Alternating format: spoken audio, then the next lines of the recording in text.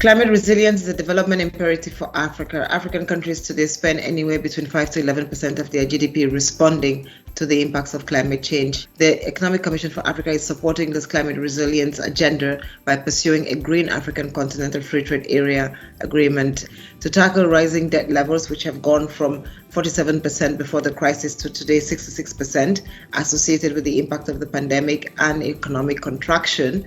ECA is also building capacity for debt for adaptation swaps in African countries.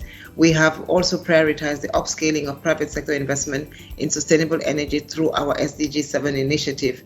We are looking to unlock further private sector investment through a liquidity and sustainability facility that will help crowd in better market financing for Africa's green bonds. Today, Africa's green bonds do not fetch the same premiums as other continents' bonds.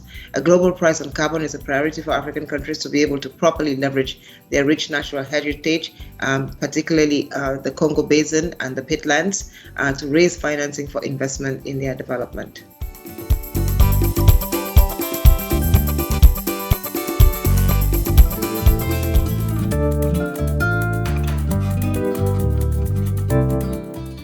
The pandemic has exposed and deepened global asymmetries related to financing for development and fiscal space.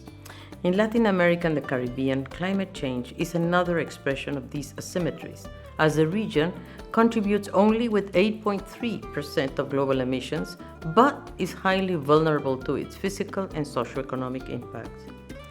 ECLAC advocates for innovative financing instruments to increase climate resilience, including hurricane clauses, debt for climate swaps, and a Caribbean Resilience Fund, particularly for the Caribbean.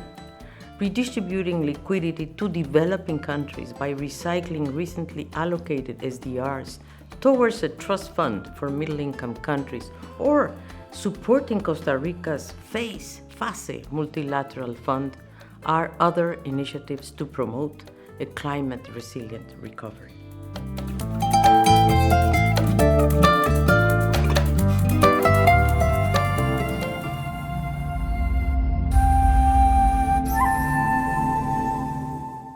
Sovereign debt levels in the Asia-Pacific region have risen sharply.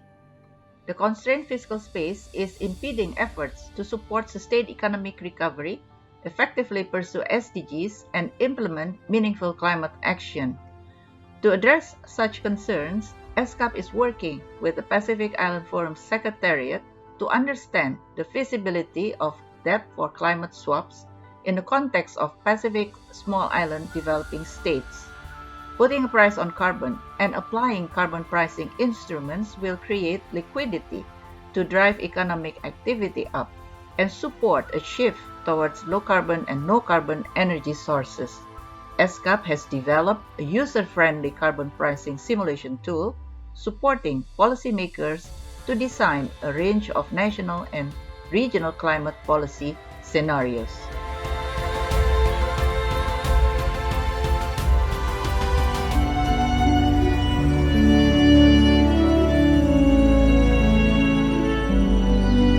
To address the climate emergency, UNEC helps countries to mobilize climate finance. UNEC partners with international financial institutions to integrate the principles of public participation and environmental impact assessments in their climate-related investment projects in the region. UNEC helps governments to prioritize financing for climate goals through the recommendations made in environmental performance reviews. This is supporting countries' policy shifts towards climate-smart blending and upscaling domestic green finance.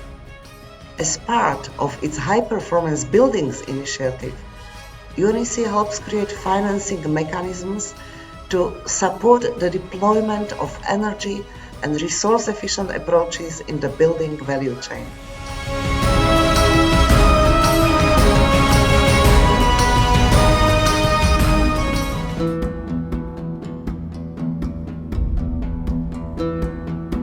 The Arab region continues to receive significantly more debt financing than grants for climate action, and 3.5 times more support for mitigation than adaptation, despite being a water-scarce region. ESCWA is working with the League of Arab States and UNFCCC to prepare an Arab climate finance mobilization and access strategy, and launched the Climate SDG Debt Swap Donor Nexus Initiative to support middle-income countries with high debt burdens. The aim is to secure additional climate and SDG finance to support inclusive recovery and resilient livelihoods, to shift towards just transition with renewable energy and circular economy pathways, and address water, food, and climate security threats.